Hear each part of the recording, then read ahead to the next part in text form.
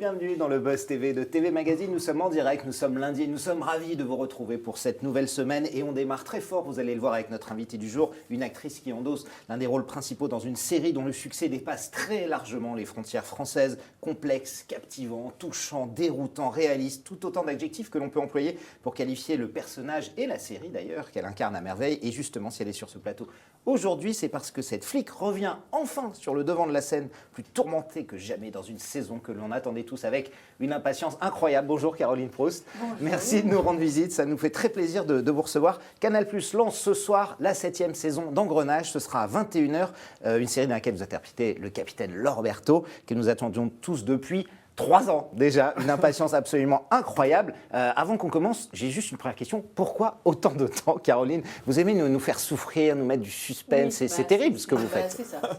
On teste les capacités de patience du oui, public, de frustration pour pouvoir voir s'ils sont toujours là au rendez-vous. Et bon, ça marche à chaque fois, donc on ne peut pas s'arrêter comme ça. Non, pourquoi tant d'attente a été si long? Parce que c'est très long d'écrire 12 films. C'est 12 films, quoi. Je ne sais pas si vous voulez, en général, un long métrage, donc un film qui dure 1h30. Donc nous, évidemment, c'est des aussi 52 minutes, mais un film de cinéma. On met 1 an pour le monter, pour l'écrire. Ça prend donc 2 ans à fabriquer, près, oui. Voilà, plus après la prépa, etc. Donc là, vous imaginez, on fait 12 films. Donc franchement, entre le moment où on finit de visionner la dernière saison et le moment où on voit la saison d'après, c'est 2 ans. Et c'est vrai que c'est... Voilà. Alors là, ils vont essayer parce que Ariel Saraco, oui. Qui est la patronne de la fiction à Canal+, quand elle a lu la saison 7... Elle a posé les scénarios, elle a dit « Pourquoi on ne fait pas une 8e ?» Tout de suite, elle l'a dit. Ah oui, tout de suite? Tout de suite. D'accord. Elle a dit « C'est remarquable », et parce que dans l'écriture... Juste à la lecture des scripts. Juste à la lecture des scripts. Ouais. La lecture des scripts, c'est-à-dire qu'on a changé cette année de showrunner. Cette saison, je dirais plus, c'est pas cette année, puisque c'était déjà l'an dernier. Oui, ça fait déjà 3 ans. Bien sûr, c'est long. Et c'est Marine Francoux donc, qui a repris le flambeau derrière Anne Landois, qui avait fait quand même 10 ans de bons et loyaux services pour Engrenage, parce qu'elle a fait 4 saisons, donc ça fait 10 ans. Donc, enfin. Et donc, Marine a réussi à relever vraiment le défi, puisque quand Ariel Saraco a posé les scénarios, elle a dit on en fait une 8e. Et donc, ils sont repartis en écriture, bien qu'ils continuaient l'écriture de la saison 7, parce qu'il fallait peaufiner les choses pour qu'on puisse avoir voilà, la qualité qu'on a. Et cette qualité, ça demande vraiment du travail. Et donc, ils ont relancé sur la saison 8 alors que nous étions en train de tourner la saison 7, et ils sont en train de travailler dessus. On devrait commencer à tourner là, si tout va bien, au printemps, si bien que la diffusion sera moins longue pour la prochaine saison. Génial, voilà, la meilleure nouvelle déjà pour commencer cette interview, ça commence très bien. On est en direct, je le rappelle, sur Figaro Live, sur tvmac.com, sur la page Facebook de TV Magazine. Nous sommes partout et vous pouvez poser, bien entendu, toutes vos questions à notre invitée, à Caroline Proust. Est-ce que vous êtes des fans de la première heure de cette série? Est-ce que vous attendez cette saison 7 avec une impatience non dissimulée comme nous tous ici? Quel est votre personnage préféré, celui que vous aimez le moins? Comment aimeriez-vous voir l'intrigue évoluer? N'hésitez pas, vous lui posez toutes vos questions et elle répondra après les news médias de Damien Canivez. Bonjour Damien. Bonjour Nicolas, bonjour Caroline. On démarre tout de suite, et comme tous les lundis, avec les audiences du week-end. On s'intéresse à samedi. Il y avait de quoi faire, du divertissement, de la fiction, du foot. Qui a gagné? Il y avait de tout, effectivement, Nicolas. Et c'est France 3 qui s'impose largement en tête des audiences grâce au retour de la série Cassandre, la fiction française portée par Gwendoline Amon que nous recevions. Ils sont quasi invincibles, France 3, le samedi avec leur fiction. C'est ça. Et là encore, la fiction s'impose largement en tête. 4,4 millions de curieux, soit 20,3% du public. C'est 1,3 million de téléspectateurs de plus que France 2 qui misait sur un nouveau numéro de Taratata 100% live. Ce divertissement musical orchestré par Nagui au profit du Téléthon a rassemblé tout de même 16% du public, un score en hausse par rapport au dernier numéro diffusé en octobre dernier. Sur la 3e marche du podium, Arthur et ses acolytes qui participaient à Vendredi Tout est permis sur TF1 affichent une petite mine. 2,4 millions de fidèles en moyenne ont assisté à cette récréation télévisuelle. Et enfin, on termine avec cette programmation opportuniste de C8 qui a porté ses fruits. La chaîne du groupe Canal+ misée sur une rencontre de football opposant le Stade de Reims à l'Olympique de Marseille pour le compte de la 23e journée de Ligue 1. Et forcément, Nicolas, vous le savez parce que j'imagine que vous l'avez suivi, le Stade de Reims l'a emporté sous les yeux de 5% de part d'audience, qui est quand même un score assez honorable. Tout le monde bat Marseille en ce moment, c'est vraiment tellement facile. Le Stade de Reims est dans une très belle passe. C'est vrai, vous avez raison. C'est une très belle passe pour le Stade de Reims. À l'image de Cassandre, on le voyait, Engrenage fait partie de ces séries françaises qui cartonnent, qui ont de la qualité, qui sont sont suivis par le public. Néanmoins, Canal+ étant une chaîne cryptée, évidemment, ces audiences-là ne sont pas possibles sur Canal+, les 4-5 millions. Est-ce qu'il y a une petite frustration où vous dites, après tout, l'audience ne doit pas diriger effectivement sur Canal+, ce n'est pas du tout les mêmes chiffres. Il n'y a pas de frustration à se dire, j'ai pas 4-5 millions de personnes comme le font certaines audiences. Pas du tout. Moi, je suis très contente que ça soit un petit peu confidentiel parce que les gens qui se... Et pourtant très suivi. Hein. Et c'est pourtant très suivi. Et c'est vendu dans plus de 90 pays. J'ai appris récemment aujourd'hui, 90 pays, donc c'est incroyable. Du coup, bon, il y a quand même, c'est quand même vu par beaucoup de gens, hein, puisqu'on imagine que si c'est dans 90 pays, ça fait pas mal de spectateurs. Je pense qu'on est au-delà du 4,5 millions. Et ce qui n'est pas le cas pour France 3, par exemple. Oui, parce que vrai. Voilà. Donc finalement, on s'y retrouve. C'est-à-dire qu'en termes de public touché, je pense qu'on est, on est bien au-delà de. Ouais, je pense. Absolument. Et surtout en France, c'est assez sympa parce que les gens qui se manifestent à moi, par exemple, ceux que je vois qui me parlent, ils sont hyper chaleureux. Mais vraiment, c'est des gens qui sont très, très heureux de dire « Oh, mais on doit vous le dire souvent et tout ça, mais moi j'adore que les gens se manifestent comme ça. » Ils vous appellent Laure ou Caroline? Alors, des fois Engrenage. Ouais. Donc, des fois je m'appelle Engrenage. Voilà, Madame Engrenage. Des fois Capitaine, des fois Laure et des fois Caroline Proust. Et là, je suis contente. Là, je dis « Bon, ils me disent que je vous ai vu au théâtre et tout ça. » Je dis « Ah bon, voilà, ils savent que je suis quand même aussi une comédienne et pas que Capitaine Berthaud, qui est devenu commandant d'ailleurs, parce que ça me reste capitaine, ça reste très longtemps. » Oui, ça c'est vrai. Ouais. On continue, Damien, avec le tournage d'un nouveau numéro d'Au Tableau. Sur C8, on connaît les prochains invités qui participeront à l'émission. Oui, ce sont nos confrères du Parisien qui ont révélé l'identité des prochaines personnalités qui participeront à ce programme assez ludique, hein, où des enfants âgés de 8 à 12 ans interrogent un responsable politique, voire même un acteur. Et pour ce nouveau numéro diffusé en prime time sur C8, le ministre de l'Intérieur, Christophe Castaner, a accepté de répondre aux questions des élèves. Donc on imagine qu'il sera très attendu sur la question des gilets jaunes et du maintien de l'ordre en France, notamment lors des manifestations qui ponctuent nos week-ends depuis maintenant 3 mois. Le maire de Nice, Christian Estrosi, fera également partie de ce nouveau casting, tout comme l'acteur Cadmerade qui revient dans les salles obscures d'ici avril dans un film intitulé Just Gigolo avec Olivier Barraud. D'ailleurs, ce sera le moment de recevoir. Qui sera le maître de cérémonie des Césars vendredi. Exactement. Et Au Tableau, donc, on rappelle que c'est l'histoire d'un succès assez mitigé, car si le lancement du programme produit par Mélissa Torio lors de la campagne présidentielle avait cartonné, eh bien les 3 derniers numéros diffusés l'année dernière ont tous rassemblé moins de 500 000 curieux, et c'était pas une audience exceptionnelle. Il y en a même un qui avait fait moins de 400 000. Une salle de classe, c'est l'endroit approprié pour parler avec des politiques, du gouvernement. Vous avez déjà vu cette émission? J'ai jamais vu cette émission, mais je trouve ça intéressant. C'est des enfants dans une classe qui posent des questions aux hommes politiques, avec évidemment des enfants de 10 à 13 ans à peu près. Oui, c'est ça, mais bon, c'est les enfants qui parlent à travers leurs parents, enfin les parents qui parlent à travers leurs enfants plus. Sans doute un peu aussi. Vu certaines questions, sans doute, oui. Ou la production, en effet, qui peut-être oriente leur... Non, mais je pense que c'est intéressant, en effet, mais... Je pense que c'est aussi intéressant qu'ils écoutent les adultes. Oui. Parce qu'il y a des adultes qui disent des choses et que ce qui se passe là, c'est super important. Le mouvement des Gilets jaunes, vous pensez que le gouvernement n'écoute pas assez encore, malgré la durée des manifestations? Ils n'écoutent pas assez, ils ont l'air très concernés et les décisions qui sont prises, moi je les trouve très liberticides et je suis très très mécontente de ça, quoi. La loi anti-casseurs, c'est ça, vous parlez? Ah, la loi anti-casseurs, je la trouve atroce. Ouais. C'est-à-dire qu'en effet, les députés ont prévenu, si on a un gouvernement d'extrême droite qui passe, ce dont on n'est pas à l'abri, vous voyez les dérives que ça peut engendrer, quoi. C'est-à-dire que n'importe quoi est un objet délictueux. C'est-à-dire des clés de maison peuvent devenir un objet délictueux. C'est-à-dire qu'on ne peut plus se déplacer. C'est ça que ça veut dire. C'est une catastrophe, quoi. Pour moi, c'est une catastrophe. Ce mouvement des Gilets jaunes, vous le soutenez quand même? Vous comprenez cette colère des Français qui s'expriment? Oui, qui ne la comprend pas en fait? Je ne vois pas qui peut ne pas la comprendre. Même les policiers la comprennent. Enfin, c'est-à-dire que, voilà, alors peut-être que je ne sais pas si ça a été tellement relayé, mais par exemple en Italie, les policiers, ils ont posé leur casque, ils ont dit stop, on arrête, quoi, Je pense qu'on n'est pas à l'abri qu'il y ait une chose comme ça qui se passe. C'est-à-dire qu'il y a des policiers, bien sûr, qui font des choses qui sont très violentes et qui réagissent de façon très violente parce qu'on leur donne ses ordres et qu'un policier est quelqu'un qui obéit à sa hiérarchie. C'est comme ça. Et dans Engrenage, on est... on le voit bien, oui. Voilà. Mais nous, alors là, on va désobéir un petit peu quand même dans cette saison. Donc voilà. Donc en effet, il peut y avoir de la désobéissance. Quand on trouve qu'en tant qu'être humain, on se dit, tiens, moi, dans ma responsabilité d'être humain, je ne suis pas d'accord avec ça, eh ben, on peut l'exprimer. J'espère que les policiers vont entendre, parce que je pense qu'ils sont aussi mal lotis que les Gilets jaunes et que ce qui se passe, c'est que c'est très important. C'est-à-dire qu'on laisse vraiment les humains au profit du commerce. Et c'est plus possible, quoi. C'est plus possible. Vous l'avez entendu, donc le capitaine Berthaud d'Engrenage peut même appeler à la désobéissance policière. Tout à fait. On termine, Damien, avec cette polémique qui touche le candidat français qui représentera la France à l'Eurovision en mai prochain. Oui, il est venu nous voir la semaine dernière sur ce plateau. Bilal Hassani, qui portera les couleurs de la France à Tel Aviv en mai prochain, est au centre d'une polémique. La chaîne i24 News a relayé vendredi sur son site internet un tweet datant d'août 2014 dans lequel le jeune chanteur avait indiqué que lors de la guerre contre le Hamas en 2014, je cite, le crime contre l'humanité venait d'Israël. Alors Bilal Hassani a aussitôt réagi dans une vidéo postée sur son compte Twitter précisant que ses propos n'étaient pas les siens, qu'il n'était pas le seul à avoir le mot de passe de son compte et que même s'il était l'auteur de ce message, on peut tous faire de grosses bêtises lorsque l'on a 14 ans. Fin de citation.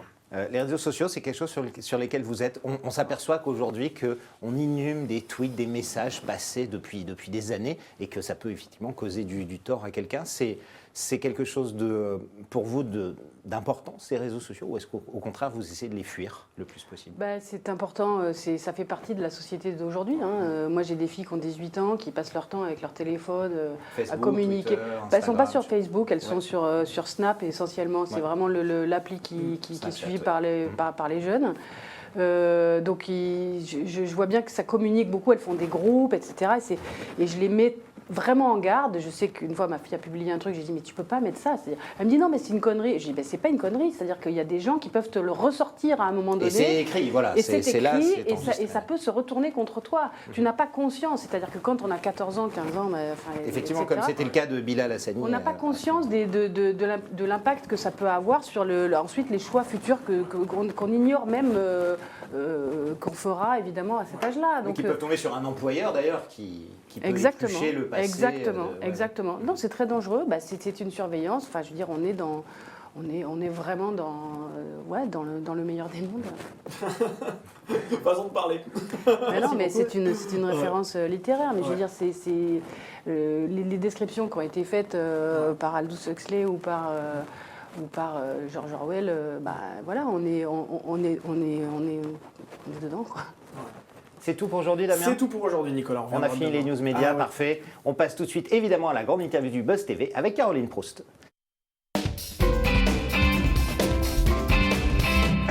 Merci, juste petit ajustement de micro, tout va bien. On entend parfaitement Caroline maintenant. Engrenage saison 7, ça commence ce soir à 21h sur Canal+. Vous retrouvez évidemment le rôle du capitaine Laure Berthaud, le commandant Laure Berthaud. Alors plus déprimé que jamais, à l'image de Joséphine Carlson, l'avocate qui est désormais en prison, interprétée par Audrey Fleurot, sans oublier l'agent de la PJ Gilles Escoffier, le juge François Roban. Tout le monde est là, absolument. La question que les fans de la série se posent, est-ce qu'on va assister au niveau de la saison à la morosité générale, ou est-ce qu'ils vont quand même réussir à sortir un peu la tête de l'eau? Parce que là, ça démarre assez noir quand même, il faut le dire. Ça démarre très noir. Ouais. Alors, moi, j'étais un peu déçue que mon personnage ne soit pas justement un peu plus longtemps dans l'espace de la maison de repos dans laquelle on la trouve au début, parce que je trouvais que c'était intéressant de fouiller un peu cette chose-là. Mais tous ensemble, parce que c'est un pôle, tout le monde travaille ensemble. Il y a Vera Peltekian, Marine Francou, Fabrice de la Patelière, le producteur Daniel Dubois, et nous, tout le monde dit des choses et il fabrique la saison. Et donc, comme on a Joséphine Carlson qui est en prison, qui va rester, elle, longtemps en prison, on va la suivre et donc on va rentrer dans la prison, donc c'est intéressant de l'avoir aussi confrontée à ça. Et puis moi, on ne pouvait pas me laisser, il fallait tout de suite que j'aille sur l'enquête. Et c'est pour ça que le cadavre du début de la saison est très fort, parce qu'il fallait que ce soit une personne qui mobilise vraiment la nécessité d'être impliquée tout de suite dans l'enquête. Et on va dérouler l'enquête avec... c'est-à-dire qu'on commence sur un petit trafic, voilà, et finalement ça va prendre des proportions incroyables pour remonter jusqu'à l'État, quoi. Alors évidemment, en plus, il y a les soucis personnels. On vous voit dès le début de la saison dans ce groupe de parole. Évidemment, vous êtes déprimé à cause de ce bébé que vous n'avez pas désiré.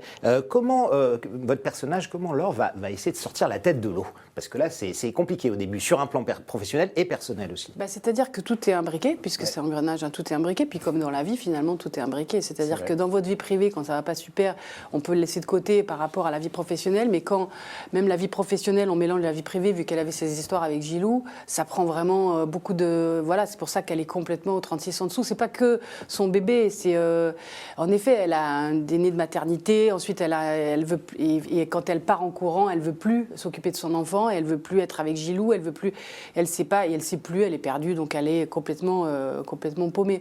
Mais après, voilà, elle remonte, elle va remonter forcément. Enfin, on ne peut que retrouver Berthaud qui est happé par son enquête par et son par le... enquête, Ouais, ouais, bien et sûr. puis voilà. Et puis les relations avec Gilou, bah, il va y avoir des choses qui vont se passer aussi. Évidemment, c'est très compliqué. Ils ont une histoire quand même qui est assez forte. Et, oui, et complexe en même temps. Et complexe. Dans Engrenage, comment vous faites, vous, en tant que comédienne, Caroline, pour vous glisser dans la peau de quelqu'un qui est aussi au 36e dessous, aussi déprimé comment vous faites? J'ai cru voir quelque part, par exemple, que vous ne vous maquillez pas. C'est ça, sur les scènes ou quelque chose comme ça, ou ce genre de choses? Non, on est toujours un peu maquillé parce que si jamais on a un bouton qui sort et qu'on n'est pas raccord quand on passe la porte et qu'il y a un bouton et puis qu'avant il n'y a pas le bouton, bon, c'est bizarre. Donc il y a toujours besoin d'une maquilleuse qui fait un travail remarquable, Karine Gachon, que je salue, qui fait un travail remarquable parce que justement ça ne se voit pas, mais c'est comme si on n'était pas maquillé. Oui, voilà. oui, c'est mais exactement après on va pareil. accentuer un peu. Quand je suis déprimée, on va accentuer un peu le côté déprimé, on va faire plus blafard, avoir plus de cernes, etc. Enfin, moi j'ai pas peur d'aller dans des trucs où on est très moche et puis après on peut être très beau. À la fin de la saison, il y a des moments où je suis super belle. Donc c'est super agréable d'avoir ce trajet-là. Oui, d'avoir cette palette aussi, aussi large. Oui, parce qu'on fait 12 films, encore une fois. Donc voilà, 12 films, il faut qu'on puisse exprimer beaucoup de choses. Damien? Oui, nous sommes en direct sur la page Facebook de TV Magazine. Je les vois beaucoup déjà. Beaucoup de réactions, beaucoup de questions aussi sur le Figaro.fr. Alors Annie France, est en train de revivre. On est content et très impatient de vous revoir sur Canal+, donc dans Engrenage. Une question de Maurice qui souhaite savoir si c'est le fait d'avoir côtoyé Roger Hanin dans Navarro qui vous a donné envie d'interpréter à l'écran dans cette série un rôle de flic. Alors quand j'ai côtoyé Roger Hanin, je faisais une fumeuse de joint qui était enfermée, qui était en garde à vue. On était loin du personnage de policier. On était loin du personnage de policière. Non, ce qui m'a mis le pied à l'étrier, c'est le cousin d'Alain Corneau. Oui. C'est Alain Corneau qui m'a confié qui m'a confié le flingue dans les mains, quoi, finalement. Parce que quand il m'a dit ça, je lui ai dit mais je vais être nulle, je vais pas du tout y arriver. Et vous avez trouvé quelque chose avec un personnage de flic comme ça, quelque chose que vous aimiez? Mais en fait, on m'a préparé. C'est-à-dire, vous savez, quand vous êtes acteur, c'est la confiance que va vous accorder le metteur en scène en face de vous qui va faire que vous êtes capable de jouer quelque chose. Si on vous dit si tu vas y arriver, c'est comme c'est toujours l'histoire du petit chose, quoi, d'Alphonse Daudet. On lui dit tu vas rien faire. Mais non, tu vas faire tomber le truc, tu vas le casser. Ah ben voilà, je t'avais dit que tu allais le casser. Oui, évidemment. Si on vous dit ça, vous n'êtes jamais capable de faire quoi que ce soit. Si on vous dit si tu vas y arriver, ça va être merveilleux, tu vas voir, on va le croire. Et soit on est en doute, et puis finalement, la confiance et l'accompagnement du metteur en scène vont faire que vous allez être crédible. Voilà, donc c'est lui qui m'a donné, qui m'a confié le rôle de policière dans Le Cousin, et c'est depuis qu'on m'a proposé plus que des rôles de policière.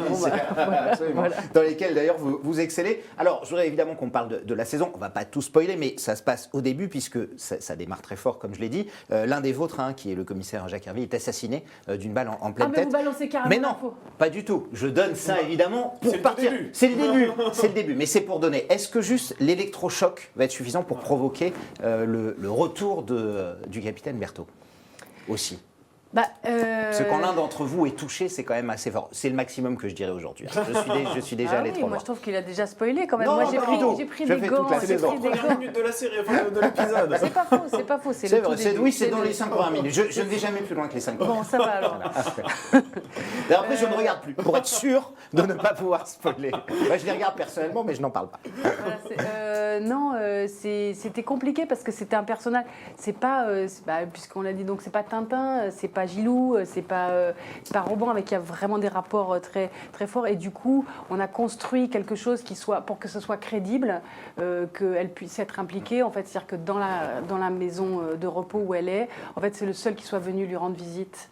Et donc, tout d'un coup, il y a quelque chose comme s'il n'allait plus être là. C'est-à-dire que c'est le seul avec qui elle avait encore le lien avec l'extérieur de son de l'endroit d'où elle venait. Et du coup, c'est pour ça qu'elle va être obligée de retourner sur le terrain. Parce que c'est impossible pour elle de rester toute seule avec des collègues qui vont plus mal qu'elle encore. Voilà. Damien, on prend d'autres questions? Ah oui, on salue Mijo, on salue encore Annie France qui envoie beaucoup de messages de sympathie. Eric aussi qui nous envoie ce spoiler alerte à votre destination, Nicolas. Attention. Non mais c'est le début, il faut bien qu'on lance un peu, il faut qu'on fasse un pitch. Un petit peu, c'est vrai, effectivement. Voilà. Et une question de Ça Kevin. s'appelle du teasing, hein, C'est voilà. ça, une question de Kevin qui souhaite savoir, en fait, si vous souhaitez évoquer cette question des gilets jaunes dont vous parliez tout à l'heure dans la prochaine saison d'Engrenage. On sait que c'est très collé à la réalité, hein, cette série. Est-ce que vous aimeriez aussi qu'on parle de la condition des policiers dans cette crise des gilets jaunes? Les scénaristes en général prennent en considération tout ce qui se passe dans l'actualité. Après, il faut aussi, voilà. Ouais. Après, il faut aussi que ça rentre dans l'histoire qu'ils sont en train de raconter. Donc, il faut vraiment que voilà. Et s'ils y arrivent, ils le feront. C'est indéniable. Après. C'est pas sûr que ça soit, mais ça m'étonnerait pas qu'ils le fassent. Et puis de toute façon, je pense que quand on va tourner, ça va être au moment où je pense que ça sera pas terminé du tout. On devrait tourner en mai. Donc voilà, le mois de mai, on sait ce dont il est capable. Très bien. Donc je pense que ça sera, de fait, on arrivera à caser quelques trucs, je pense. Alors évidemment, ce qui est frappant dans Engrenage et ce qu'aiment les gens dans cette série depuis près de 7 saisons maintenant, c'est le réalisme absolument incroyable, soit le réalisme social, politique, judiciaire, bien entendu, dans lequel évoluent les personnages. Le secret, c'est quoi, Caroline? Vous êtes coachée par vraiment des magistrats, des policiers, pour rendre ça le plus réaliste possible. C'est sans doute la série la plus réaliste qu'on connaisse sur le sujet. C'est la plus réaliste, les policiers s'accordent à le dire, et les voyous. Oui. C'est-à-dire tout le monde. Les voyous aussi. Les voyous aussi. Vous en avez en consultant aussi des voyous? On n'a pas des voyous en consultant, mais moi j'ai des témoignages. J'ai des gens qui viennent me voir, qui sortent de prison, et tous, je veux dire, et qui nous adorent et qui disent qu'on les aide à tenir. Donc c'est assez étonnant d'ailleurs, parce que par exemple, il n'y a pas très longtemps, je tournais à Marseille. Et il y a quelqu'un qui est venu me voir en me disant qu'il sortait de 12 ans de prison. Et donc j'ai réalisé que nous, ça fait 14 ans. Donc en fait, il a vu depuis le début. Et il a été en prison et il a attendu. Vous imaginez l'impatience. C'est-à-dire que quand nous, on est impatient de regarder une saison, vous imaginez quand vous êtes en prison, l'impatience, elle est vraiment à son comble. Donc voilà, ça touche absolument tout le monde. Et en effet, c'est la plus réaliste. Mais à tel point que l'autre jour, il y a une policière qui me disait mais en fait, toi, t'es policière et t'es devenue comédienne. Oui, c'est ça. Mais vous avez un officier de police judiciaire qui vous coach, On a des consultants. Et pour les scénarios, les scénaristes travaillent qu'avec des consultants. C'est pour ça que c'est proche souvent d'histoires. Ils entremêlent des histoires vraies qu'ils ensuite ils adaptent pour la fiction, avec des consultants police, des consultants justice. Et puis, en plus de ça, sur le plateau, on a, nous, pour les policiers, on a en permanence quelqu'un qui est avec nous. Et s'il n'est pas là, il est au téléphone, si on a une question à lui poser. Pour savoir si on hurle, ça, je le dis depuis le début, mais c'est vrai, c'est important. C'est-à-dire qu'on ne se comporte pas de la même façon si on va arrêter des sans-papiers ou si on va arrêter des criminels, des trafiquants de drogue, etc. Enfin, voilà, il y a différentes façons d'aborder les scènes et voilà. Et on fait attention, mais vraiment à tous les petits détails. Et c'est ça qui rend la série très crédible. Non, c'est vraiment une construction. Puis vous savez, quand vous tournez, ça va très très vite. Donc il faut que tout soit vraiment balisé avant et qu'on soit tous très vigilants. Moi, je suis ultra vigilante sur les moindres petits trucs, sur mon bureau, les choses qui sont Maintenant, vous connaissez même vous-même, j'imagine, des procédures de la police judiciaire et la façon... c'est vrai, maintenant, on commence à avoir un certain jargon, en effet. Oui, les mots commission rogatoire, mandat, tout ça, ça n'a plus de secret pour vous. Vous connaissez tout. Il n'y a pas de mandat, il n'y a pas de mandat. Il n'y a pas de mandat. Non, il n'y a pas de mandat, effectivement. Alors évidemment, on l'a dit, Engrenage, c'est la série française qui s'exporte le mieux à l'étranger. Vous m'avez dit 90 pays, je crois que moi j'en étais resté à 78, c'est ce que j'avais noté. Donc j'imagine qu'il y en a eu encore d'autres entre-temps. Pourquoi cette fiction marche autant dans le monde? Elle est quand même calée évidemment sur un système français, et notamment un système judiciaire français. C'est quoi le secret à votre avis? Pourquoi elle s'exporte comme ça? Que vous disent les producteurs? En fait, j'essaye d'interroger le public plus que les producteurs, parce que je pense que les producteurs, ils sont comme moi, et on s'interroge tous. Et s'il y avait une recette, aussi, je pense que tous les producteurs l'appliqueraient. Bien sûr, on pourrait l'appliquer facilement. Il y a plusieurs paramètres.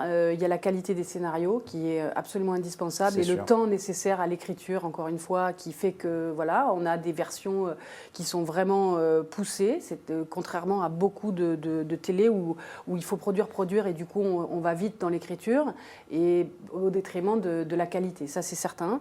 Ensuite, il y a, je pense, la réalisation qui est très importante aussi, et les acteurs et l'alchimie qu'il y a entre les acteurs. Et si on est là depuis le début et que ça dure et tout ça, c'est qu'il y a cette alchimie très, très, très magique qu'on peut... Oui, c'est un peu inexplicable, effectivement, ça se fait comme ça entre vous. On est devenus comme une troupe de théâtre, on vient tous du théâtre d'ailleurs, on était tous des acteurs de théâtre, c'est assez marrant. Et donc, voilà, on a évolué avec cette humilité, je dirais, et ce désir de toujours être exigeant et, voilà, pour faire le meilleur travail possible. Alors la saison 8 est en cours d'écriture, hein, vous nous l'avez confirmé dès le début de cet entretien. À votre avis, combien de temps elle peut encore exister, Engrenage? Tant qu'elle marche, tant que les scénarios sont de qualité, tant que le public est au rendez-vous, elle peut durer encore 2, 3, 4, 5 saisons? Je pense qu'elle pourrait durer très longtemps, en effet. Moi, pour ma part, j'ai assez envie d'arrêter parce que j'ai envie de faire autre chose, en fait. J'en ai marre d'être que policière, parce que vraiment, je suis cantonnée au rôle de policière. Donc, j'ai envie de faire autre chose. Vous pensez être arrivé au bout de cette saison? Non, je pense qu'on peut continuer pendant très longtemps, parce que c'est vraiment un... Mais la saison 8, par exemple, vous serez dedans, a priori? Oui, je suis dedans. Je suis dedans, mais Mais vous avez envie de l'arrêter prochainement? C'est-à-dire que j'ai envie de faire autre chose, voilà. J'ai envie de... Parce que c'est vrai que c'est lourd de jouer tout le temps un personnage qui va mal... qui est énervé, déprimé. Voilà, j'ai envie de rigoler. J'ai envie de rigoler un peu aussi. J'ai aussi envie de faire des trucs qui sont plus, enfin qui changent quoi. Voilà. Mais j'adore ce personnage, donc c'est très compliqué. Et en même temps, les gens me disent, oh, mais vous arrêtez jamais. Il y a des gens qui veulent. Mais c'est comme si c'était un truc. Mais c'est comme si ça devait être un truc immortel. Bon, on est tous mortels, donc tout a une fin et une bonne série, à mon avis, doit s'arrêter à un moment. Voilà et pour faire d'autres choses. Ça veut dire tant que la série continue, vous continuez, Caroline, ou vous pourriez la quitter avant la fin, si vous le dites au producteur, par exemple. Vous pourrez trouver une mort pour votre personnage, pourquoi pas? Je ne sais pas si c'est bien de faire mourir un héros comme ça. Je ne sais pas si c'est une bonne idée, mais on peut s'arrêter sans qu'il y ait une mort, forcément. Quoi. Il y a plein de solutions. Je ne sais pas, je pense qu'ils vont poser la question au public. Il faut que le public manifeste là-dessus son avis. Moi, j'ai l'impression que... J'ai aussi beaucoup de témoignages de gens qui me disent on a envie de vous voir dans autre chose. Donc, et ça c'est important. Et ça c'est important. Et peut-être que je sais aussi qu'on me dit oui mais on pense que tu n'es pas disponible. En fait tu es tout le temps sur Engrenage parce que quand on tourne on n'est pas disponible et puis quand on passe on est disponible, hein, ça passe. Hein, je suis disponible. C'est toujours comme ça, oui. Mais on croit que je suis peut-être juste derrière la télé, je ne sais pas dire un truc comme ça en direct, je ne sais pas. Mais donc il y a des moments de disponibilité, mais c'est vrai que les fenêtres sont limitées et que le personnage que je joue a évidemment, j'ai une quantité de jours de tournage invraisemblable. Je suis, je pense, la seule actrice qui a autant de jours de tournage par an. Quoi. Ça a ouvert d'autres portes, Engrenage. On vous a vu par exemple dans Tunnel sur Canal+, ou dans Meurtre au paradis également. C'est quelque chose qui peut ouvrir d'autres portes, des productions internationales d'ailleurs également. Moi j'ai très envie d'aller tourner en Angleterre. Ouais. J'ai très envie d'aller tourner en Angleterre. Oui, Tunnel, Meurtre au paradis, c'est anglais d'ailleurs, de fiction, BBC et ITV. Voilà, bon, Meurtre au paradis, c'est pas la plus grande qualité de fiction qui a été fabriquée, mais je trouve que les Anglais font des choses remarquables. Et puis, ils ont une approche de la fiction que j'aime beaucoup. Voilà. Et Canal+, s'en approche. Je veux dire, ce qu'on fait en France et qui fait que ça marche aussi autant, c'est parce qu'il y a une spécificité française et en même temps, il y a cette ressemblance avec... anglo-saxonne, notamment en termes de qualité sur les scripts maintenant. Ouais. Damien, on termine avec d'autres questions. On arrive au bout. On a déjà dépassé 2 minutes, mais on est tellement content de revoir Engrenage qu'on voit plus le temps passer. C'est ça. On salue Céline, voilà, on salue Damien qui est également avec nous, Éric Migeot. Une question de Tristan qui souhaite savoir si vous auriez adoré être flic dans la vraie vie. Adoré. Ouais. Non, juste au moment où elle vous dit qu'elle en a marre. Tristan pose cette question. Non, mais c'est vrai que vous avez... Cher Tristan, moi je suis comédienne. Et je suis très contente d'avoir eu à interpréter le rôle de Berthaud. Mais non, être flic dans la vie, c'est trop difficile. Trop difficile. Oui, parce qu'en tant que comédienne, vous en avez marre, mais peut-être que vous auriez aimé avoir ce métier de policière. Non, j'ai toujours voulu être comédienne et je suis très contente de faire mon métier de comédienne. Très bien.